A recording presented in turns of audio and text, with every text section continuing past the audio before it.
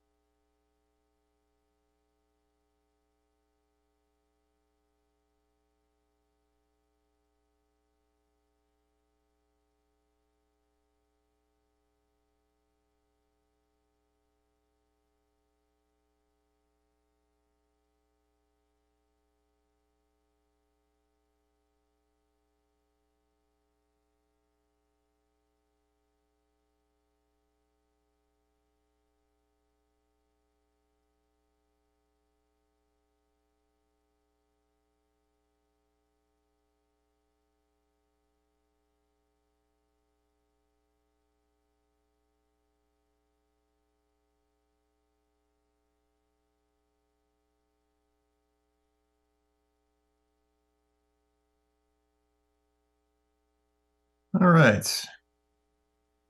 We just hit quorum.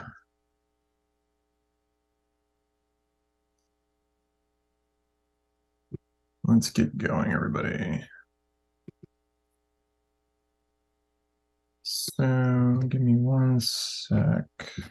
We'll kick things off. Hi, everybody. I think Robert is joining as well. I think he also needs the link. One moment. Let me get that to him. Copy.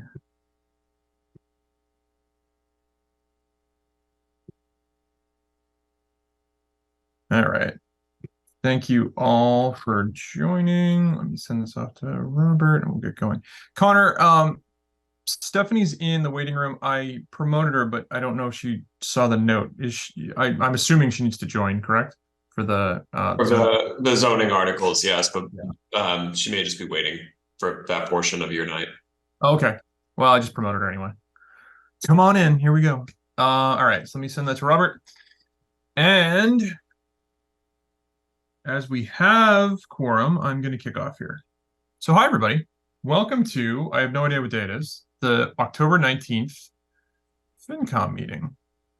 In keeping with an act relative to extending certain COVID-19 measures adopted during the state of emergency, this meeting will be conducted remotely over Zoom, as you all can see.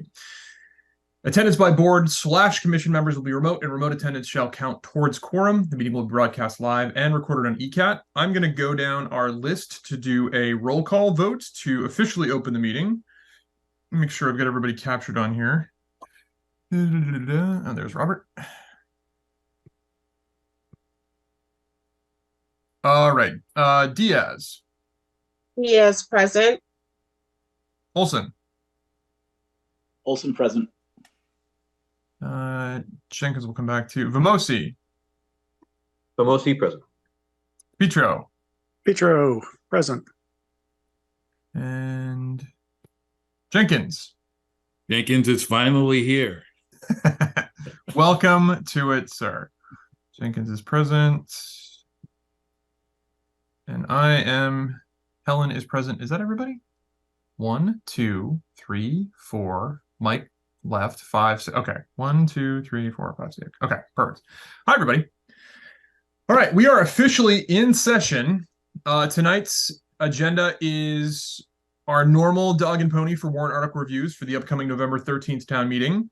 We do have one piece of committee meeting minutes to review and vote on, and then any subsequent discussion or questions about those two items. So I'm going to kick off by diving into the warrant articles. I did just get an updated, I have not been in my email all day, but I did get an updated one from Elizabeth at 2:45 or so. So I'm going to forward that on to everybody. I don't think there's much changed in those, Connor. Maybe some financial numbers. Yeah, there's just detail, and I believe that was emailed to everyone at the same time. So Oh, it was actually, yeah, I see it now. I think the committee received it because we were All right, perfect. sensitive to the fact that we were giving it to you the day of your meeting. Excellent. Well, thank you very much. That's considerate.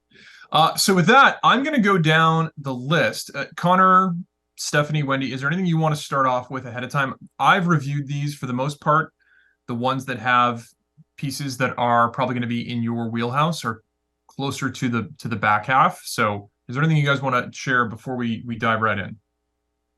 If you just want to go through each one, it's fine by us. Yeah. It's a very short warrant. I have a quick question. Is this session being taped? No? It is. Yep, ECAT's on, Joe's on. Okay.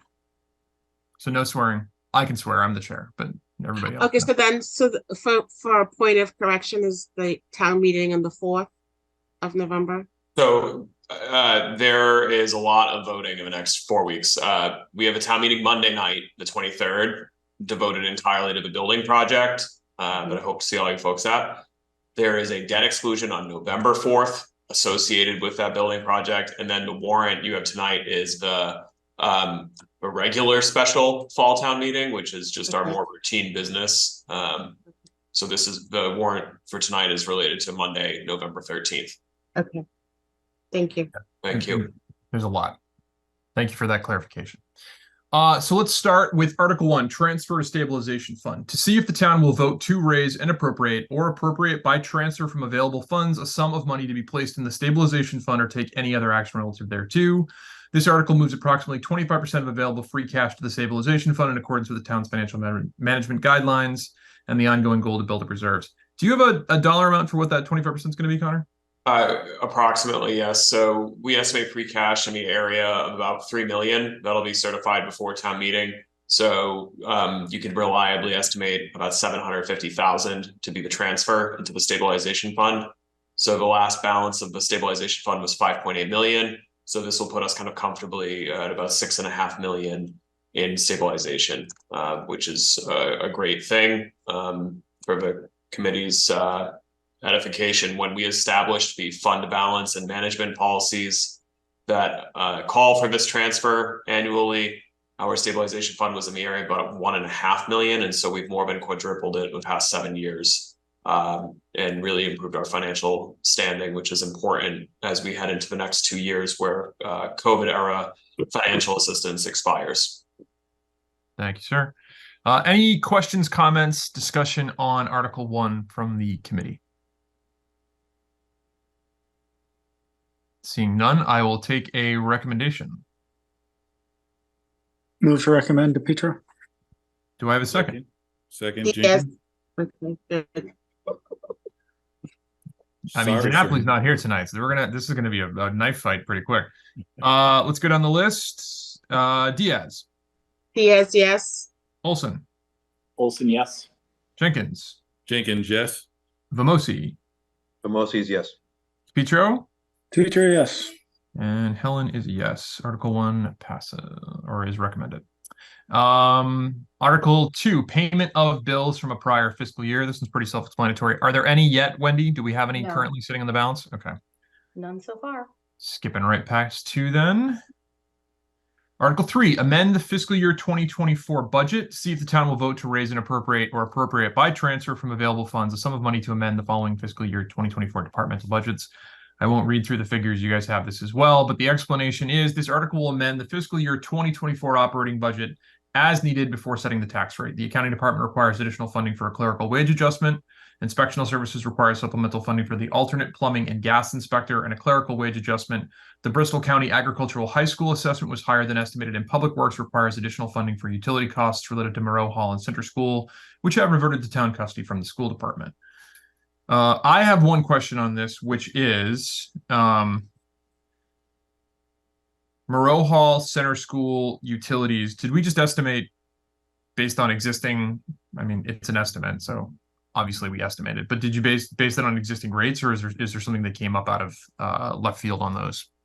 Yeah, so at the end of the year, we had bills totaling just gas bills alone.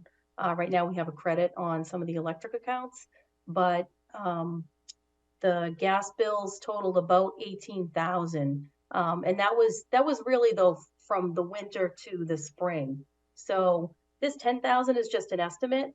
You know, Center School is going to not use the kind of utilities that we used last year.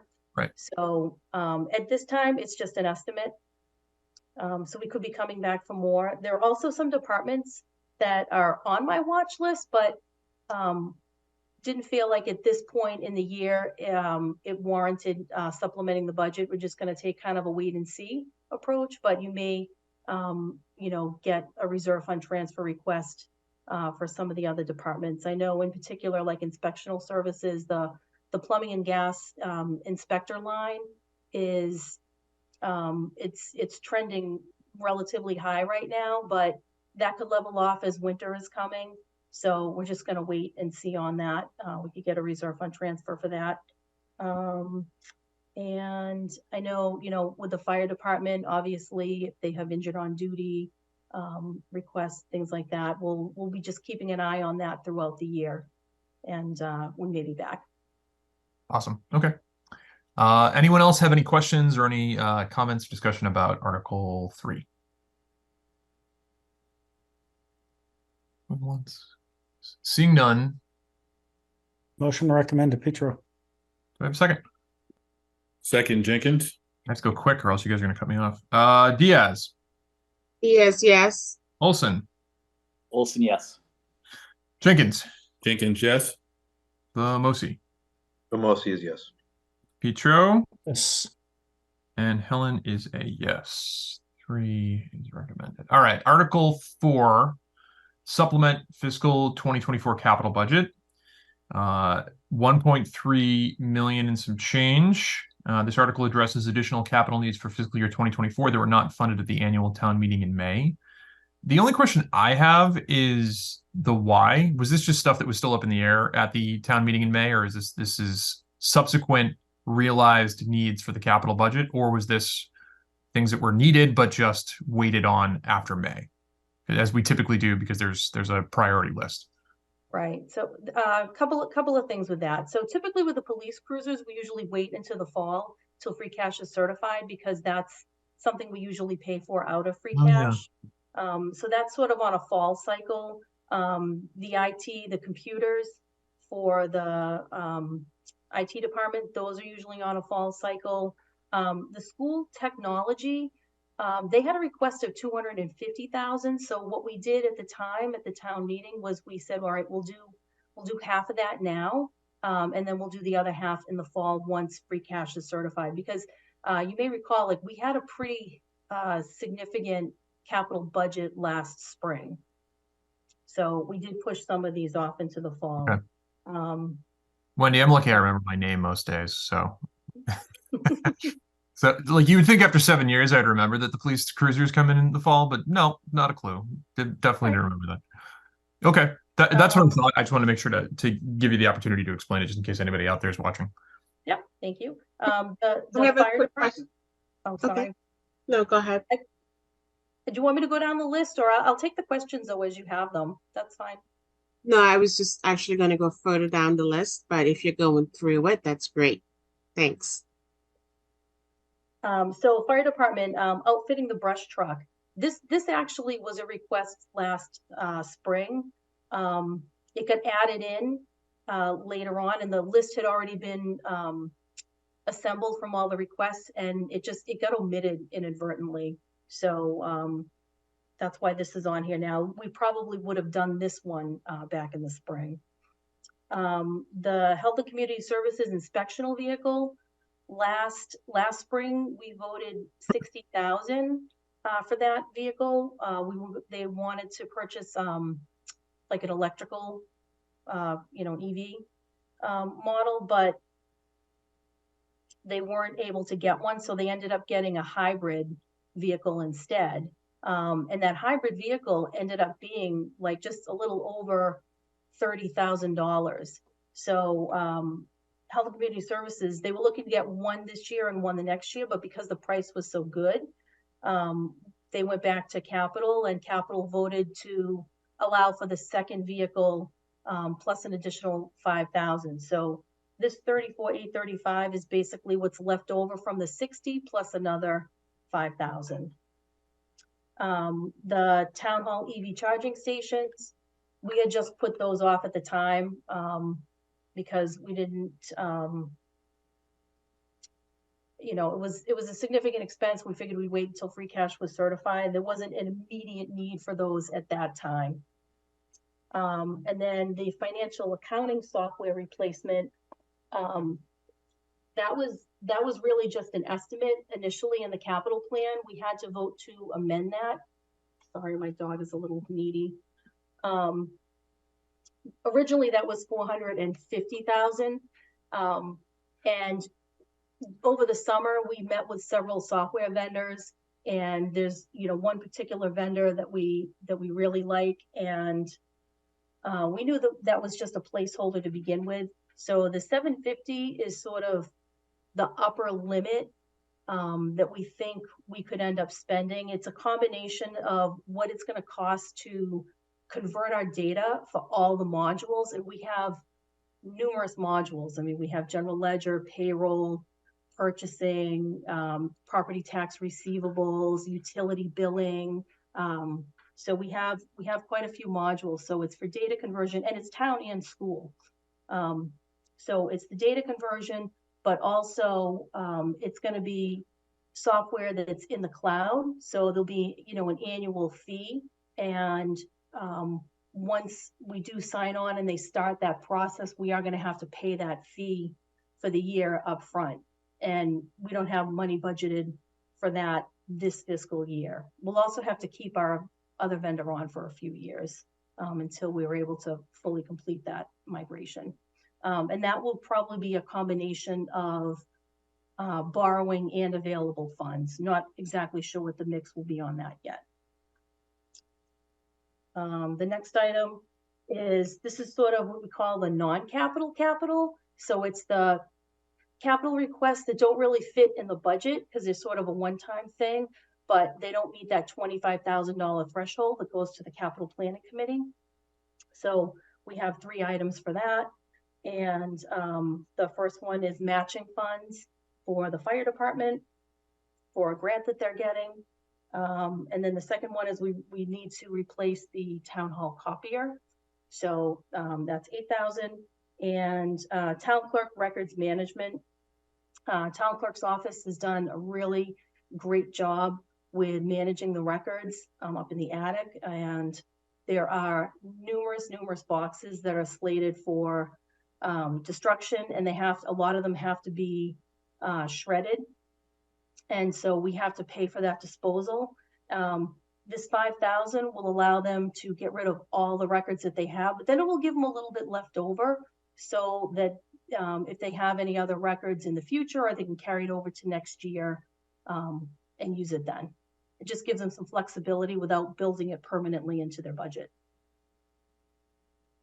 Thank you, Wendy. Very comprehensive. Shireen, you had a question. It was Hello? answered. Thank you. Okay. Nailed it. See? Nightingale. My God. All right. Does anyone else have any other questions or any other discussion points for Article 4? Just one question. The EV, is that for charging stations? Is that public or for town use or both? Good question. It's intended for town use, but I think depending on the model we go with, there may be an option there for public pay and use, but I haven't looked into the specs there. DPW's been managing it. I apologize that I don't have the exact answer. No, I think it's a great step forward. It's a good thing. So I'm just curious. How many are planned in this 100K? There's only Interesting. two. Okay.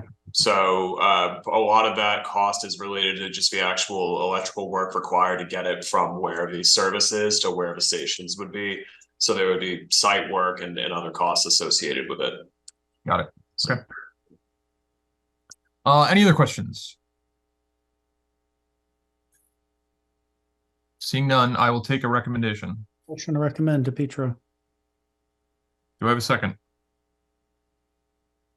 Well, I'm muted. Sorry. Someone could have beat me to it. Second by Rock Jenkins.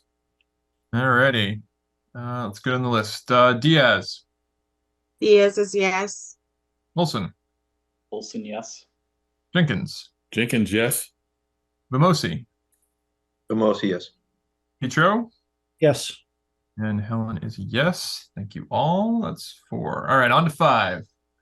One of my favorite places in town, Ames Free Library roof restoration. To see if the town will vote in accordance with the recommendation of the Community Preservation Committee to appropriate the sum of $485,658 from available community preservation funds for the purpose of restoring the roof at Ames Free Library, located at, et cetera, or take any other action relative thereto. This article would provide $485,658 in funding to replace and restore the roof of the Ames Free Library. The roof system throughout the library, both the original 1883 H.H. Richardson design section and the circa 1931 children's wing, is failing and in need of comprehensive restoration. The main library roof was last restored more than 50 years ago. This work will fund a historically appropriate restoration of the library roofs and perform other flashing gutters and roof-related masonry repairs as needed. Connor, Wendy, Stephanie, I don't know who is the best to speak to this one, but if anyone has anything to share. Stephanie is certainly the most knowledgeable of the three. I figured. Yep, I can talk to this. As you just read in the explanation, the library roof is failing, needs replacing. There's water damage inside. They're seeking $485,658 from CPA funds. The project is twice that amount, and they will be matching. The library will be matching the $485,000 with their own funds. The reason for putting it on fall town meeting is so that they can go out to bid over the winter and get started as soon as the weather improves in the spring. Excellent. I assume that part of the cost here is it's the nature of the roof itself, right? It's similar to all the other H.H. Richardson buildings in town. The roofs themselves are obviously very iconic, so there's a significantly added cost to keep that within the same realm, correct? Yes, correct. Yep. And one of the things they're committed to is keeping the color the same. Oh, cool. Okay. Excellent. Any other questions, discussions? Sure. There's a question, Stephanie. Are they going after any historic grant money? I don't believe so. And usually, I mean, we found within the town offices through the town hall projects and things, that those funds are difficult to get, and they don't always cover a significant portion of the cost. Mhm. But again, this is, the CPC really likes to see applications come in where there is a match of some sort. Yeah. And we have such a significant match on a project is pretty impressive. Just another question. Do we ever, I mean, who keeps an inventory, or there are a lot of old buildings in our town. Does anyone ever keep an inventory, or is there, because this is a public facility, so is there any inventory or capital plan for any of these business or any of these locations, facilities? Is this a public building? This is So the library is a quasi-public entity, but the library is privately managed. Yeah. So there's a municipal contribution to it, but there is a board of directors that is equally 50-50 appointed, half by the select board representing the public, and then the other half of the trustees from the endowment. If I believe their treasurer usually comes to the budget presentations every spring. They have what looks like a pretty comprehensive management plan, but I can't speak to what their capital improvement plan looks like. Mhm. As far as municipal or publicly owned assets, yes, we would include any kind of long-term financial liability for our properties, whether they're historic or not. So town hall is the most obvious example in the capital improvement program. We do frequently look to CPA if there's a capital outlay needed for a building that's historic. So at town hall, we had about 1.5 million CPA fund a few years back for the exterior preservation and restoration, and then we would kind of combine that with other capital funds and in-house labor to do things like septic and drainage work, so that we could get more repairs done than we otherwise would be able to afford out of just the general fund capital budget. But we do have an inventory of all of our public property, and then the planning department through its various boards has there are historic districts in town. That's obviously a very different kind of inventory, but there's a variety of different ways that public and private property in Easton are identified for historic significance. Well, this, Stephanie, from your analysis or just your viewpoint, you think this building, the roof will last through the winter? We haven't had a bad winter in a while, and we're due one. Oh, don't jinx it. I'm trying not to, but it's good to know. I am not a roofer, and But are you a weather person? myself, but I believe the library believes it could make it through the winter, or they would have been speeding up a little bit more than this. So, and I would like to just add, when I talked about the grants, Bob, that we, in fact, the town offices, the town hall project did benefit from an MHC grant. Excellent. But it wasn't a significant portion of the cost, but it certainly helped to offset some of the cost. Sure. And that again was obtained through my department, Wayne Beitler, who is the community planner. Sometimes I know it's a lot of work to put in for those grants, and it's very competitive. Sometimes it's just not worth it. But whenever you get one, you're to be congratulated, because they're all competitive, very competitive. Yeah, they are. Thank you. Robert, I swear, if we get 65 inches of snow, you're coming over to snow blow. I'm just saying. Well, Oh, don't say that, Patrick. I'm not saying that at all. You're the one who brought that evil. I think Ian Dunbar might have a word with you. Jeez. All right. Robert any just other asked questions? a really interesting question, Connor. You were answering it, but I'm not sure if it made me curious. Not public buildings, but do we have a roster, an inventory of buildings to be preserved? Buildings, I don't know what you want to call it, buildings of historical significance or what. So I can answer that question. Through using CPA money and also using an MHC grant that the town benefited from several years ago, we have an inventory of historic houses in Easton. And what that is, you go out, you have someone who's qualified to evaluate the properties, to look at their historical significance and determine their historic importance. And they develop an inventory card for each of those properties. And I think we have several hundred at this point. And it helps the Historical Commission when they're making a decision as to whether a property that's subject to the demolition review is historically significant, and then if it's preferably preserved. Interesting. Are there enough properties on there to justify a proactive plan? Well, most of those are private properties. And as Connor pointed out, even the iconic buildings in Easton, the H.H. Richardson buildings, are privately managed. Yeah, no, I absolutely get that. I was just sort of extending where Robert was coming from. If there was obviously if it's only 100 buildings or whatnot, it's too small a number. But I was just curious if there was a way to sort of look forward, because there would often be use of CPC funds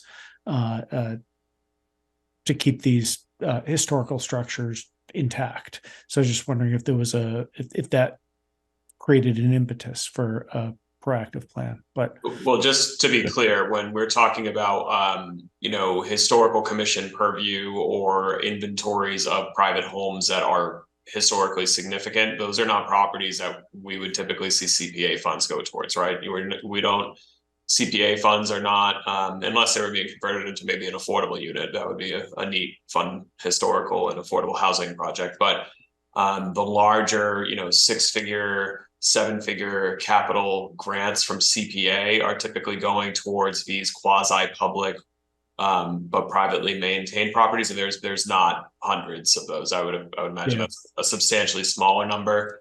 The CPA committee does maintain a priority parcel and priority strategic priority plan for vis-a-vis assets that are not owned publicly in Easton that have historical or open space significance to the community that I think is actually public on their webpage.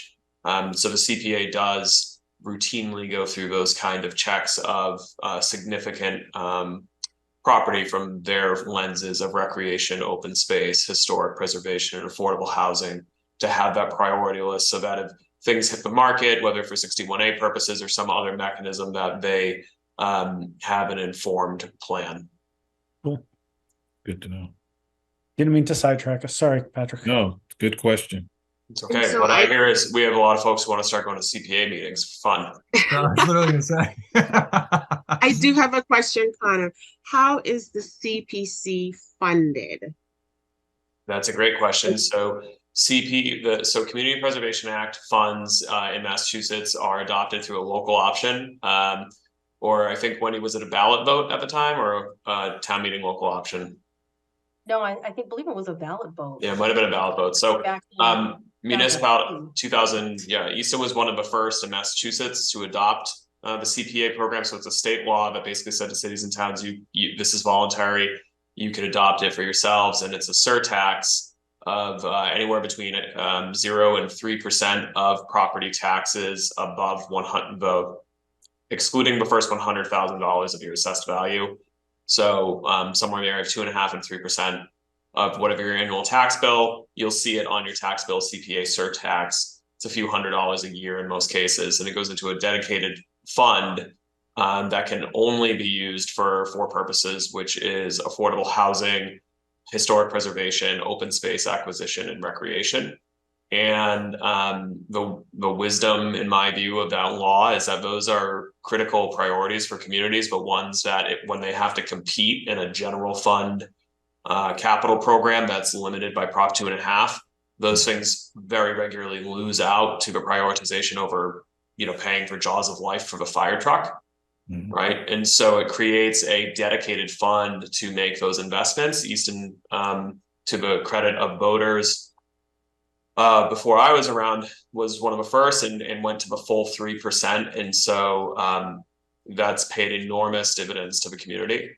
Okay. Program also does a match. The state does a match. It used to be 100%. That tapered off a little bit, but they've actually been doing quite a bit better in recent years.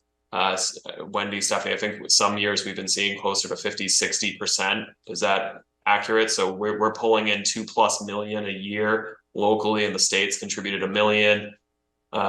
So it's a really incredible tool to fund some of these projects. A lot of the things when you drive around Easton now that people think of that make Easton special, a lot of it can be pointed directly to CPA, whether it's Vaquisett Gardens at the library, Vaquisett House, quite substantial amount of repairs to keep Oak Ames Hall open, shovel works. The new signs that we have. Yes, those were a state, that was those a were a grant. MassWorks grant. But another great way to build a sense of place. The new pickleball, basketball, tennis courts, just a lot of really amazing programs that would not have otherwise been able to be funded. The acquisition of hundreds and hundreds of acres of property. So I didn't mean to be a fanboy for CPA, but it's an incredible program and it's done a tremendous amount of value for Easton. So thank you. So my question really came from the CPC putting out 485,000, and then it prompted the question, well, how is that being replenished, right? So your answer gave me my answer. Thank you. Thank you. Any other questions for the new CPA fan club? Look at you all laughing. You guys. Recommend. Tom Broussard is going to be psyched. Oh, yeah, I forgot. Oh God. He's sending you all emails as we speak. He's watching this live, I'm sure. Any other questions, any other discussions, any other comments on, I forgot what number we're on. 5. 5? Mhm. 5. Motion to recommend DePietro. Seconded by Jenkins. All right, let's go down the list. Diaz, Diaz is yes. Olson, Olson, yes. Jenkins, Jenkins, yes. Mosi, Kamosi's yes. Petro. Yes. I am a yes, and I owe them like $4, so I'll be contributing my own bit of funding to the roof project when I drop books off this weekend. All right, on to 6.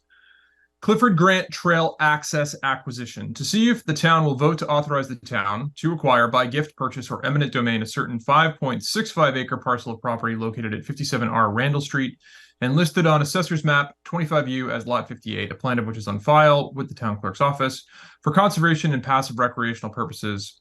And further, to appropriate a sum of funds not to exceed $37,000 from the town's community preservation fund or any other source for such acquisition along with any and all costs incidental thereto, and furthermore to authorize the town to convey any and all conservation restrictions as may be required for such purposes. The longstanding and heavily used primary trail access from the Easton School Complex to the Clifford G. Grant Reservation crosses this 5.65 acre landlocked privately owned parcel. This article would authorize the select board to purchase the entire parcel for $37,000 as an addition to the Clifford G. Grant Reservation for open space conservation and recreational uses. Questions, comments, discussion?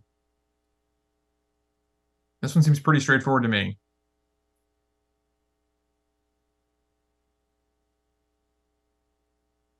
We got nothing. I think everyone's on the same page. Stephanie, if you want to, I think DePietro. this is back to you. Hold on, DePietro. I'm still talking. Dear God. I think this is back to you. If there's anything else you want to include on this one seems so simple and makes sense on paper. I don't know if there's anything really else to add. I think it says it all. This is a record. All right, DePietro, what was that you were saying a moment ago? Motion to recommend DePietro. We have a second. Seconded by Jenkins. Diaz, Diaz is yes. Olson, Olson, yes. Jenkins, Jenkins, yes. Mosi, Kamosi's yes. Petro, Yes. and Helen is a yes. On to 7. Transfer to injured on duty indemnity fund. Can't believe I pronounced that correctly. To see if the town will vote to raise and appropriate by transfer from available funds a sum of money to be placed in the injured on duty indemnity fund or take any other action relative thereto. The Injured on Duty Indemnity Fund was established on the November 8th, 2021 special town meeting with an initial appropriation of $100,000. The balance is currently $50,000 and needs to be replenished. Seems pretty much black and white. Any questions, discussion on this one?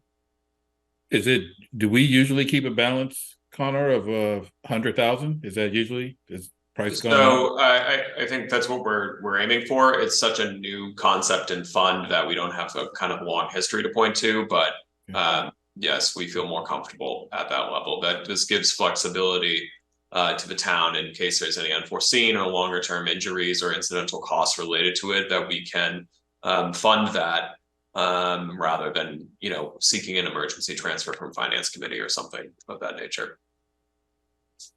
Excellent. Right. And it could be used for police or fire. Oh, okay. That's good. That's a good point. The Any questions on this one? technical question on the article itself, the article doesn't actually specify 50,000. It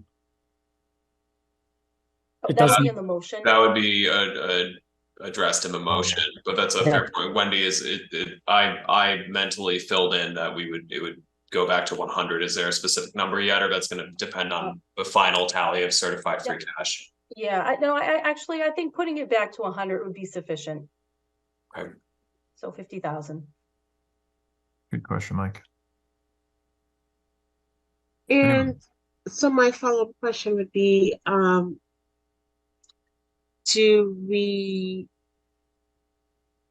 we setting precedent? Are we setting up a new fund, actually a new trust rather?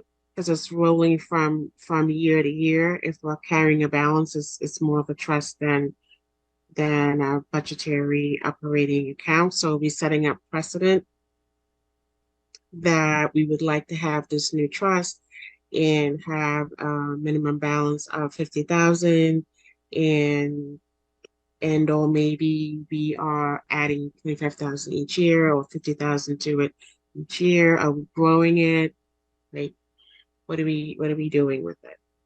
So the fund is established. I'm not sure if it's technically called a trust or not, but it was established through, I believe, either town meeting or select board policy a couple of years back, and it doesn't set a minimum balance. But it does roll year to year. To your point, and it's for this dedicated use only. And I can try and find the policy, but I believe in the policy, it's quite restrictive what costs are eligible, and they can only be dispersed. It can't be dispersed administratively. It would need to go through a review with Wendy's department to certify that the funds are appropriate, and the select board would need to publicly vote on them. Okay, but it speaks nothing about the minimum balance. I can check. I just need a moment to pull up the policy book. Okay. I don't believe there's anything regarding a minimum balance. Like it is relatively new.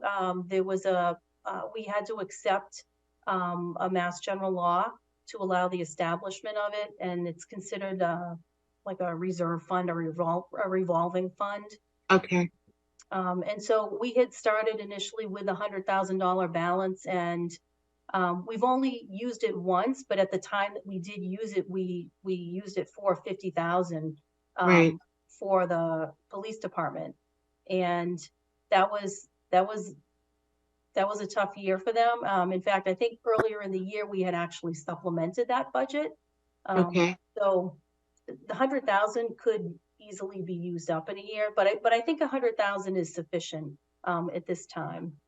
Okay. Just sort of keep that as the rolling balance, and as time goes by, maybe we'll choose to increase it to 150, but I think 100 is fine for now. And specifically, I was able to pull the policy up. There's a section that addresses it, balances, and there's no minimum. It says any balance of a fund shall carry over from year to year unless specific amounts are released to the general fund by vote of the select board upon recommendation from the town administrator, and a finding that the amounts released are not immediately necessary for the purpose of a fund and not required for the expenses in the foreseeable future. Okay. Thank you.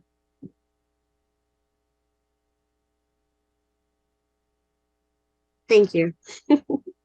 Thank you. Hey, I had to get to the mute button. Anyone else? This is way more dialogue than I expected on these relatively straightforward articles. You guys are doing your due diligence tonight. I appreciate it. Questions? Several of those. So seeing none, I will take a Motion to recommend DePietro. Okay. Seconded by Jenkins. Literally can't even finish. Okay. Diaz, Diaz is yes. Olson, Olson, yes. Jenkins, Jenkins, yes. Ramosi, But mostly abstention. abstention. Petro, Yes. Helen is a yes. Ready? On to Article 8. This one is one of those ones that reading it would break me. So I'm going to go. We've all received this. I am not reading the actual verbiage of the article. I'm going to read the explanation though, because that's in English and doesn't have a bunch of scale numbers broken into it. Explanation. Article 8, Street Acceptance, Barron's Drive and Cooper Lane. Barron Drive and Cooper Lane are rights-of-way that provide access to 26 residential lots in the Barron Estates residential subdivision approved by the Planning and Zoning Board in 2019. Barron Drive and Cooper Lane were inspected recently by the Planning Department and Department of Public Works and found to be in good repair and in accordance with the as-built plan. My question is, I guess this very well might be in the article, and when my brain broke trying to read it, I was like, this is just, I assume, just a boilerplate.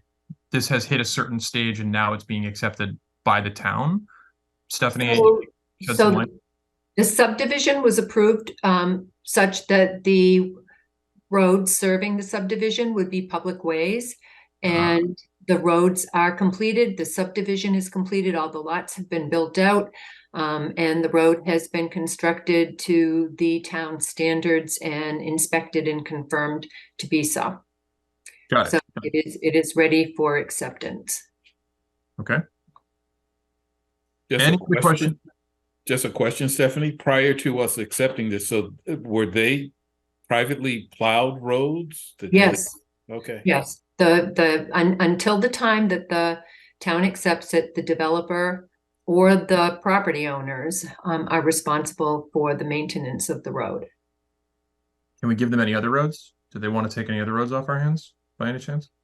We're doing our best to promote subdivisions with private roadways. Sounds great. Although they miss out on the brine, which we all appreciate is the greatest thing that's ever happened in this town. So just throwing that out there. Any other questions? I'm punchy tonight. I'm sorry, everybody. Seeing none, there's a bearded guy in my corner that I'm waiting. Motion to recommend DePietro. Second by Jenkins. Diaz, Diaz is yes. Olson, Olson, yes. Jenkins, Jenkins is a yes. Mosi, Sorry about that. Mostly's yes. Petro, Yes. and I am a yes. All right, on to 9. Zoning amendment, section 235-47 floodplain overlay district. This amendment brings the town's floodplain overlay district into compliance with current FEMA requirements for local floodplain management. The amendment does not change or expand the floodplain overlay district, which correlates to the FEMA flood insurance rate map, nor does it affect pre-existing lawfully permitted structures located in a floodplain. The intent of the requirement is to limit development within high-risk flood areas in order to reduce the likelihood of bodily injury and property damage from floodwaters. Compliance with these requirements is necessary for the town to remain eligible to participate in the National Flood Insurance Program. The NFIP allows property owners with structures located in a special flood hazard area to purchase flood insurance at a discounted rate. My question on this, to usurp everybody else, where does one go to find if their house is in one of these specially designated flood hazard areas? I ask because there's a stream that literally flows through my basement. So I want to make sure that if I'm in a discounted section, I want to buy that yesterday before, Yeah, I think I'll answer the question about how it might affect you first. If you were in a floodplain, you would probably know that because if your house is financed, you would be required to have flood insurance. And the flood insurance is discounted, but it is still generally what I know from talking to people over the years who've had to acquire flood insurance, especially in Easton, it's double what you would pay for normal property insurance. So you can imagine what it would cost if you couldn't get it at the discounted rate. How you find out if you don't know if you're in a flood district, there are two ways. FEMA has a website you can go to, and you can check your property there. We also have the overlay districts on our GIS maps. You have access to, I think the property viewer has the flood overlay district layer, and we can also check it for you in the office. Yeah, I didn't just bring a bag of cash to the bank to get this house. So yeah, I definitely would know about it. Brand. Yeah. But there may be some people in town that did bring a bag of cash, so I don't want to exclude anyone. True. I mean, that is true. Petro might have brought a bag of cash. Who knows? We'll assume. All right, so that's my only question on that one. Thank you very much for that. That makes me feel slightly better. Does anyone else have any questions on Article 9? Patrick, nobody's asking this question, but I'd like to raise it and answer it because the planning board members asked this. They wanted to know if these amendments would result in additional review that might hold up or elongate the permitting process in town. And the answer is no, because all of the review that's required by this zoning bylaw is incorporated in other review processes that take place when we're going through the permitting process. Got it. I just remember, you just reminded me there's one other question I had, which was there is a subsection about recreational vehicles in the actual supplement. Yeah. I didn't know what that was actually calling out, if that's boats that happen to float away or if that's like an ATV that happens to float away. I don't know if you have any light to shed on what Section 9 actually refers to for recreational vehicles. So if you hold on one moment, it's not 9. I have it right. I think it's K, Section K, Part Yes, 9. it's K9. Yep. So not that I have, again, I don't have recreational vehicles littering my land, but I was just curious about what that might refer to. So in this section, what it requires is all recreational vehicles to be placed on a site must be elevated and anchored in accordance with the zone's regulations for foundation and elevation requirements, or be on the site for less than 80 consecutive days, or be fully licensed and highway ready. Oh, okay. I didn't see that part. It's in the supplement, which I got it. It's in the further pieces. It's in the full where my eyes start to cross. Oh yeah. I see it there. Okay. Thank you. That's perfect. That covers that. Anyone else? So I would like to paraphrase Article 9. So essentially, this zoning amendment is to limit others coming in to develop within high-risk flood areas. So to reduce, I'm just like paraphrasing because we said a lot, right? So we want folks can still build, right? But they need to be aware, or we are just limited and we're saying, no, you can't build in this high risk flood area.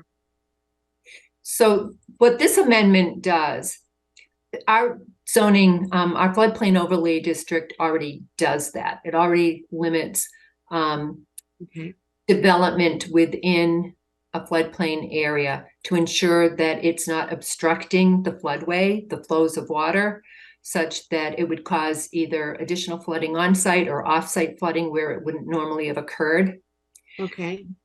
Our floodplain already does that. Our floodplain overlay district already does that. This is what happened was prior to 2020, the state was reviewing the various communities' models because FEMA had identified some discrepancies in the state's model bylaw upon which most municipalities' floodplain overlay district is based, including Easton's. So there were some discrepancies that would make those zoning bylaws not compliant with the FEMA requirements. Okay. And so this updates that.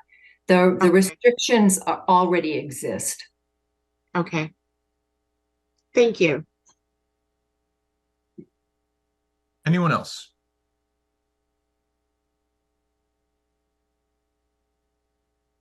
Hearing Motion to recommend DePietro.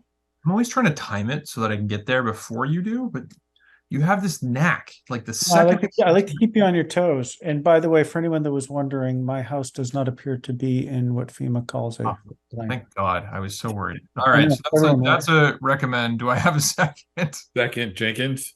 Jenkins, can you let us know before the end of the meeting if your house is also no, never mind. Diaz. Diaz is yes. Olson. Olson, yes. Jenkins. Jenkins, yes.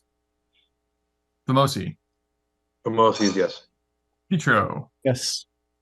Helen is a yes. That is Article 9. And that, I think, is a wrap, y'all, because Article 10 is a holder. Connor, Wendy, Stephanie, we are happy you joined us today. Thank you so much for your time. We will let you guys go. If you have anything else to share before you depart, feel free. And we are going to vote on our meeting minutes. No, just thank you. Thank you, and I look forward to seeing all of you Monday night. Heck yeah. Same. Have a good night, guys. Have a good night. Thanks, guys. Thank you. All righty. While those guys flee the ship, let me close out of this. Now on to meeting minutes. I forward these on. Does anyone have any changes, updates, edits, etc. to the Finance Committee meeting minutes from September 20th, 2023? I don't see any. So with that, I will take a motion. Motion to accept DePietro. Thank you very much. Do I have a second? Second by Jenkins. Alrighty, let's go down the list. Diaz. Diaz is yes. Olson. Olson, yes. Jenkins. Jenkins, yes. Famosi. Famosi, yes. Petro. Yes. Helen is a yes. That's the whole show, y'all. We are done and dusted. So thank you all for joining today. We will do a motion to Motion to adjourn DePietro. 1 second. We'll do a motion to adjourn in 1 second. I just want to say Monday it is same old, right? Front of the auditorium, staring out at people while they discuss the special piece. Toss me a line if you can make it. If you can't make it, just let me know where you're going to be. It is not absolutely required that we be there, but it does look rad when we're all there. So just FYI. What was that you said a moment ago, Mike? A motion to adjourn. Sorry. No, wait. Wait. We're Sorry. at 5 o'clock. We need to be there at 5, right? Oh yeah. that's- So actually, good question. So let me pull it up. There is a pre-special town meeting that is 5 o'clock. That's for, I know, I didn't name it. That's literally what it is in my calendar. That's at town hall. That's for chair and vice chair. So that's for you and I. We can attend that. That's essentially just, it's a quick snapshot meeting to be like, here's what we're putting together. Here's so everyone knows what to expect, et cetera, et cetera. Then the actual meeting itself is, I think, starting at 6. Now I'm doubting myself. I think it's at 6. I'll double check. That's this Monday, the 23rd. Yes. Correct. I don't have the Unfortunately, I will not be there. I'll miss you guys. Tisk. That's fine. I will pull this up. The thing I forgot before Mike adjourns us is that I did put on the agenda to give everyone a chance for discussion and deliberation. It is at 6 p.m. Wait. No, the select board has a meeting at 6 p.m. Special town meeting for public safety and public works facilities replacement project is at 7 p.m. in the OA High School auditorium. So does anyone have anything else they'd like to share about either the meeting minutes or about the warrant articles we voted on? Those are the two things we can discuss in the context of tonight's meeting. And I'm assuming that's a no. Motion to adjourn DePietro. Does anyone want to hang out? We have a motion to adjourn. Second by Jenkins. All righty. Diaz. Diaz, yes. Olson. Olson, yes. Jenkins. Jenkins, yes. Mosi.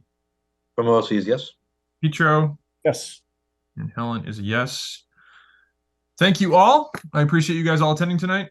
We Excellent. will see whoever can attend on Monday, and then we're going to do this, like, as we said, we're going to do this all again right at the beginning of November. So we'll see you all there as well. Thanks so much, all. Excellent. Good night. Thanks, Good everyone. night. Good to see you. Night. Right.